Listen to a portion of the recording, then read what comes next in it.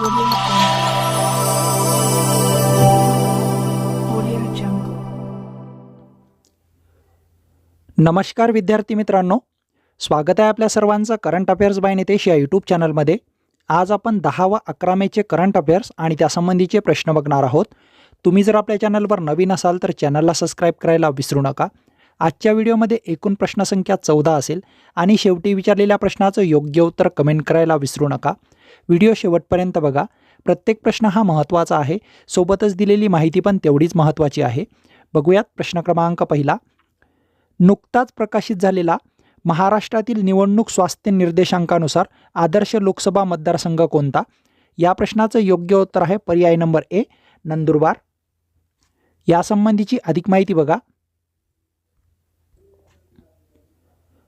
महाराष्ट्रातील निवडणूक स्वास्थ्य निर्देशांक या निर्देशांकाची घोषणा केलेली आहे फ्लेम युनिव्हर्सिटीच्या सेंटर ऑफ नॉलेज अल्टरनेटिव्ह यांनी. यासाठी 2009 ते 2019 लोकसभा मतदारसंघाचा डेटा वापरलेला आहे.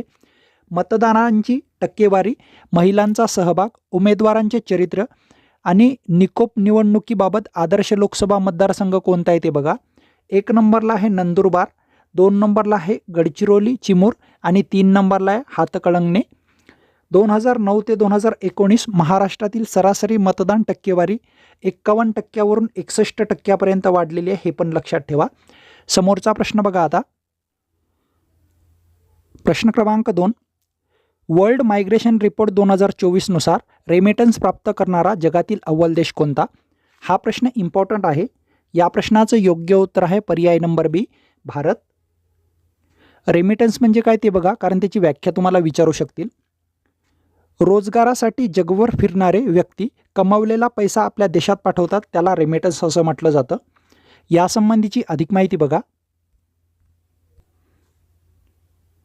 वर्ल्ड मायग्रेशन रिपोर्ट 2024 हा प्रसिद्ध केलेला आहे इंटरनॅशनल ऑर्गनायझेशन फॉर मायग्रेशन म्हणजेच IOM यांनी. रेमिटन्स प्राप्त करणारे जगातील अव्वल देश बघा. यासाठी त्यांनी कोणती आकडेवारी वापरलेली आहे तर 2022 या वर्षाची. 1 नंबरला आहे भारत. भारताने 2022 या वर्षातील रेमिटन्स 2024मध्ये किती प्राप्त केलेले आहे तर $111.22 अब्ज. 2 नंबरला मेक्सिकोचा क्रमांक लागतो, 3 नंबर चीन, 4 number Philippines, 5 number France, 6 number Pakistan, 7 number Egypt आणि 8 नंबरला बांगलादेशचा क्रमांक लागतो. येथे तुम्हाला अपेक्षित प्रश्न बघा काही येऊ शकतात. वर्ल्ड मायग्रेशन रिपोर्ट 2024 नुसार रेमिटन्स प्राप्त करणारा जगातील अव्वल देश कोणता तर भारत. भारताने 2024मध्ये किती अब्ज अमेरिकन डॉलर एवढा रेमिटन्स प्राप्त केलेला आहे तर तो आकडा लक्षात ठेवा, $111.22 अब्ज. 2 नंबरचा देश लक्षात ठेवा, कारण मेक्सिकोला आपण ओव्हरटेक करून 1 नंबरला आलेलो आहेत. असे 3 प्रश्न येथे अपेक्षित आहेत. समोरचा प्रश्न बघा. प्रश्न क्रमांक 3. आर्थिक सर्वेक्षण 2022-23 नुसार सकल राष्ट्रीय उत्पन्नाच्या म्हणजेच GDPच्या एकूण टक्केवारीच्या प्रमाणात आरोग्यावरील खर्च किती टक्के आहे? हा प्रश्न इम्पॉर्टंट आहे. या प्रश्नाचं योग्य उत्तर आहे पर्याय नंबर डी, 2.1%. यासंबंधीची अधिक माहिती बघा. GDP नुसार आरोग्यावरील खर्च. आर्थिक सर्वेक्षण 2022-23 नुसार सकल राष्ट्रीय उत्पन्नाच्या एकूण टक्केवारीच्या प्रमाणात आरोग्यावरील खर्च.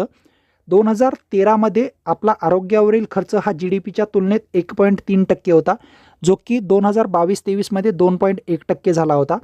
आरोग्यसेवेवरील सरकारी खर्च हा GDPच्या तुलनेत 5% हवा, असं कोणाचं म्हणणं आहे तर जागतिक आरोग्य संघटनेचं. रिझर्व्ह बँक ऑफ इंडियाने यासंबंधी एक अहवाल प्रकाशित केलेला आहे. त्यांनी 2023-24 आरोग्यावरील सर्वाधिक खर्च करणारी राज्य आणि सर्वात कमी खर्च करणारी राज्य दिलेली आहेत. ती बघूयात आपण. RBIच्या अहवालानुसार आरोग्यावर सर्वाधिक खर्च करणारी अव्वल राज्य बघा. 1 नंबरला दिल्लीचा क्रमांक लागतो, 2 नंबर पुदुच्चेरी, 3 नंबर मेघालय. सर्वात कमी खर्च करणारी राज्य बघा. 1 नंबरला आहे पंजाब, तेलंगणा आणि 3 नंबरला आहे महाराष्ट्र. महाराष्ट्र एकूण GDPच्या आरोग्यावरील खर्च हा 4.9% आहे आणि हा आकडा तुम्ही पाठ ठेवा. 2023-24मध्ये केंद्र आणि राज्य सरकारच्या अर्थसंकल्पाच्या विश्लेषणानुसार आरोग्यासाठी 3.68 लाख कोटी रुपये एवढी तरतूद करण्यात आली होती आणि जी देशाच्या GDPच्या 1.24% होती. सर्व आकडेवारी महत्त्वाची आहे, खास करून जी महाराष्ट्राची आकडेवारी आहे ती पाठ करा तुम्ही. समोरचा प्रश्न बघा आता.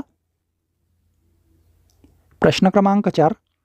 खालीलपैकी कोणत्या बँकेने आपल्या अनिवासी भारतीय ग्राहकांना त्यांच्या आंतरराष्ट्रीय मोबाईल नंबरचा वापर करून भारतात UPI व्यवहार करण्याची परवानगी देण्याची सुविधा उपलब्ध करून दिली आहे?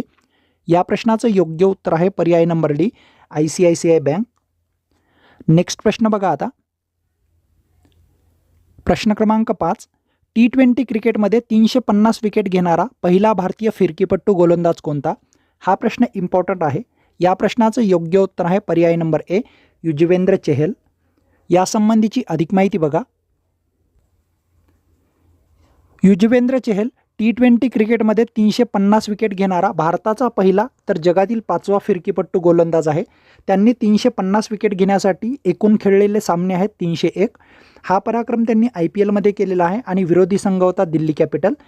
युजवेंद्र चहल नंतर T20 क्रिकेटमध्ये सर्वाधिक विकेट घेणारा फिरकीपट्टू गोलंदाज आहे पियुष चावला. यांनी एकूण विकेट घेतलेले आहेत 301 आणि सामने खेळलेले आहेत 293. समोरचा प्रश्न बघा आता. प्रश्न क्रमांक 6. लोकलच्या तिकिटासाठी प्रवाशांना रांगेत उभे राहू लागू नये व प्रवासाचा वेळ वाचावा यासाठी मध्य आणि पश्चिम रेल्वेमार्फत कोणते ॲप सुरू करण्यात आले? हा प्रश्न इम्पॉर्टंट आहे. या प्रश्नाचं योग्य उत्तर आहे पर्याय नंबर बी, UTS मोबाईल ॲप. यासंबंधीची अधिक माहिती बघा. UTS मोबाईल ॲप याची सुरुवात केलेली आहे मध्य आणि पश्चिम रेल्वेने.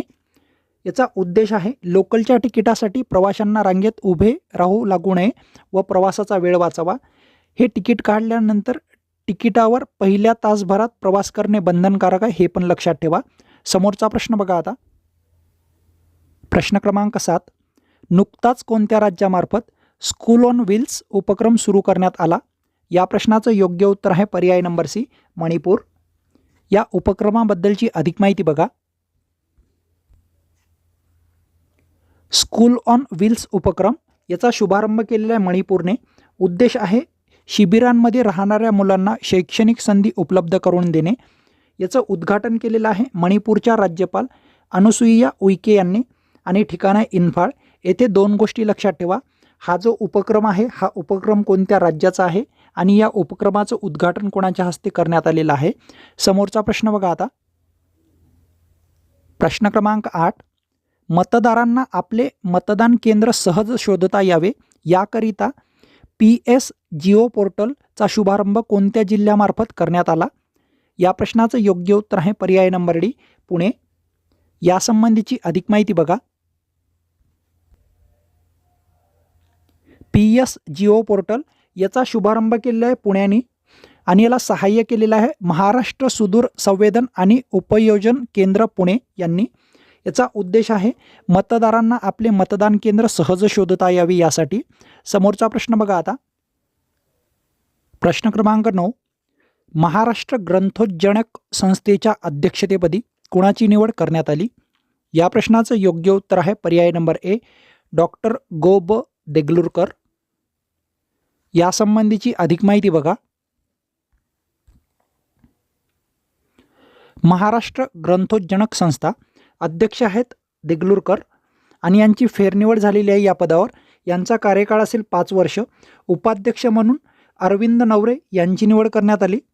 कार्यवाहकपदी अविनाश चाफेकर तर कोषाध्यक्षपदी अशोक जोशी यांची निवड झालेली आहे. समोरचा प्रश्न बघा आता. प्रश्न क्रमांक 10. नुकताच म्हणजेच मे 2024 रोजी भारतातील कोणत्या राज्यात वेस्ट नाईल विषाणूची प्रकरणे नोंदवली गेली आहेत? या प्रश्नाचं योग्य उत्तर आहे पर्याय नंबर सी, केरळ राज्य. यासंबंधीची अधिक माहिती बघा. वेस्ट नाईल ताप हा विषाणूजन्य रोग आहे. भारतात याचा उद्रेक झालेला आहे केरळमध्ये. केरळमधील कोझिकोड, त्रिशूल आणि मल्लपुरम या जिल्ह्यामध्ये यांची प्रकरणे पाहावयास मिळतात.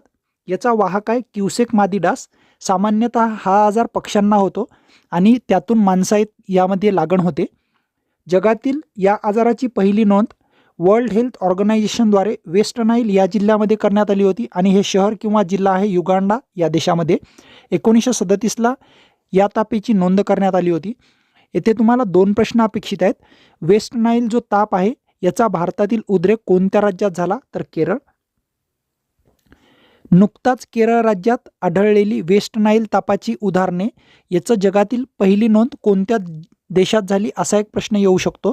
तुम्हाला देश आणि राज्य दोन्ही लक्षात ठेवायचे आहेत. समोरचा प्रश्न बघा आता. प्रश्न क्रमांक 11. ऊर्जा बचत, पर्यावरणाचे रक्षण आणि हवामान बदलाविषयक जागरूकता करणे यासाठी कोणता उपक्रम सुरू करण्यात आला आहे. हा प्रश्न VIMP आहे. या प्रश्नाचं योग्य उत्तर आहे पर्याय नंबर सी, रिंकल अच्छे हे उपक्रम. यासंबंधीची अधिक माहिती बघा. रिंकल अच्छे हे उपक्रम हा उपक्रम वैज्ञानिक आणि औद्योगिक संशोधन परिषद म्हणजेच CSIRने चालू केलेला आहे. याचा उद्देश आहे ऊर्जा बचत, पर्यावरणाचे रक्षण आणि हवामान बदलाविषयक जागरूकता निर्माण करणे. आठवड्यातील दर सोमवारी इस्त्री न केलेले कपडे घालण्याची सूचना यांनी दिलेली आहे. यातून 1,25,000 किलो कार्बनचे उत्सर्जन रोखता येईल असं त्यांचं म्हणणं आहे. समोरचा प्रश्न बघा आता. प्रश्न क्रमांक 12. खालीलपैकी कोणत्या ठिकाणी सेमी क्रायोजेनिक इंजिनची यशस्वी चाचणी घेण्यात आली. हा प्रश्न इम्पॉर्टंट आहे. या प्रश्नाचं योग्य उत्तर आहे पर्याय नंबर डी, महेंद्रगिरी, तामिळनाडू. यासंबंधीची अधिक माहिती बघा. सेमी क्रायोजेनिक इंजिनची चाचणी ही चाचणी इस्रोमार्फत घेण्यात आलेली आहे, म्हणजेच भारतीय अंतराळ संशोधन संस्था. दिनांक 7 मे 2024 रोजी ही चाचणी घेण्यात आली होती. ठिकाण आहे महेंद्रगिरी, तामिळनाडू. हे इंजन इस्रोच्या LVM-3 रॉकेटच्या पेलोड क्षमता वाढवण्यास मदत करेल. येथे तुम्हाला 3 गोष्टी लक्षात ठेवायच्या आहेत. सेमी क्रायोजेनिक इंजनची चाचणी कोणामार्फत घेण्यात आली, तर इस्रोमार्फत. कोणत्या तारखेला घेण्यात आली आणि याचं ठिकाण, असे 3 प्रश्न येथे अपेक्षित आहे. समोरचा प्रश्न बघा. प्रश्न क्रमांक 13. खालीलपैकी कुणाला लोकपरंपरा पुरस्कार जाहीर करण्यात आला. या प्रश्नाचं योग्य उत्तर आहे पर्याय नंबर ए, मनोहर बुवा दीक्षित. यासंबंधीची अधिक माहिती बघा.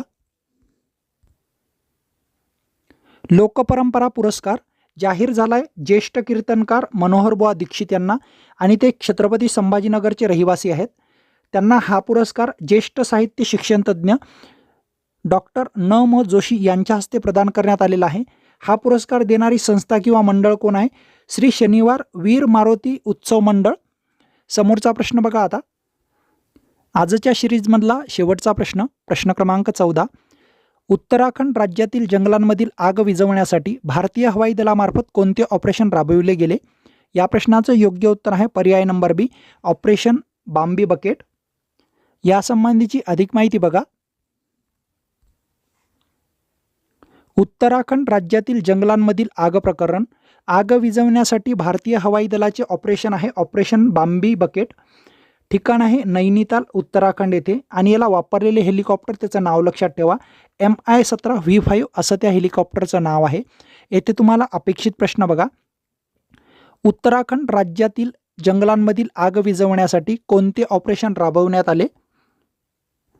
उत्तराखंड राज्यातील जंगलांमधील आग विझवण्यासाठी राबवण्यात आलेले ऑपरेशन बाम्बी बकेट हे कोणामार्फत राबवण्यात आले, तर भारतीय हवाई दलामार्फत. जेथे हे ऑपरेशन राबवण्यात आले ते ठिकाण लक्षात ठेवा आणि याच्यासाठी वापरण्यात आलेले हेलिकॉप्टर लक्षात ठेवा.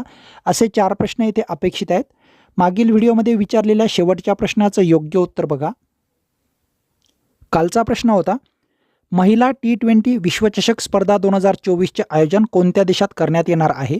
या प्रश्नाचं योग्य उत्तर आहे पर्याय नंबर बी, बांगलादेश. आणि तुमच्यासाठीचा आजचा प्रश्न, खालीलपैकी कोणत्या देशामार्फत कृत्रिम मंगळ ग्रहाची निर्मिती करण्यात आली आहे. या प्रश्नाचं योग्य उत्तर कमेंट करायला विसरू नका. व्हिडिओ आवडल्यास व्हिडिओला लाईक करा. चॅनलवर नवीन असाल तर चॅनलला सबस्क्राईबही करू शकता. भेटूयात पुढच्या वेळेस एका नवीन व्हिडिओसह. धन्यवाद.